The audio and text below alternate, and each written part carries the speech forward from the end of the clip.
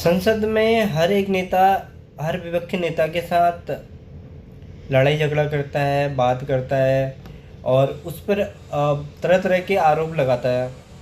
लेकिन कोई भी नेता हमारे देश के प्रति क्यों नहीं बोलता?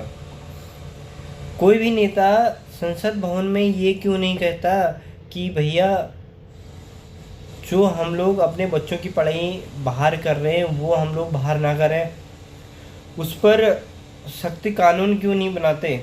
बाहर विदेश में पढ़ाने, अगर आपके बच्चे बाहर विदेश में पढ़ रहे हैं तो हम गरीबों के बच्चे क्यों नहीं पढ़ सकते बाहर विदेश में? हम गरीब के बच्चों की भी व्यवस्था कराओ बाहर विदेश में।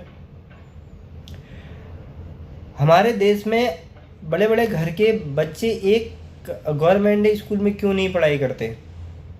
इनके लिए अलग स्कूल क्यों बनाए गए हैं? इतना भेदभाव क्यों करा गया हमारे देश में? इसका आप लोगों के पास जवाब है? जनता आजकल, हमारी भारत की जनता इतनी बेवकूफ़ बन गई है, उसको सिर्फ अपना भला चाहिए। दूसरा मर रहा बच रहा उसको कोई मतलब नहीं है। नेताओं के चमचागिरी करने से कोई फुर्सत नहीं है इन लोगों को।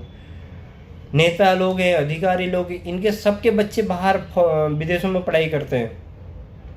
जो विदेशों में व्यवस्था है वो व्यवस्था हमारे देश में क्यों नहीं हो सकती? वो व्यवस्था भी तो हमारे देश में हो सकती है। आप वो व्यवस्था हमारे देश में करिए और बाहर विदेश के बच्चों को हमारे देश में पढ़ाइए और हमारे बच्चे भी देश हमारे ही देश में पढ़े।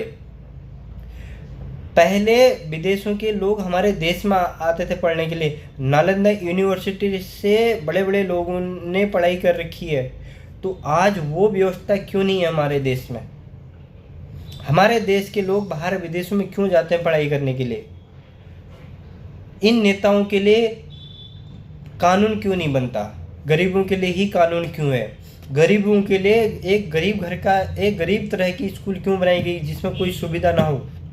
अमीरों के लिए स्कूल में हर तरह की सुविधा क्यों है?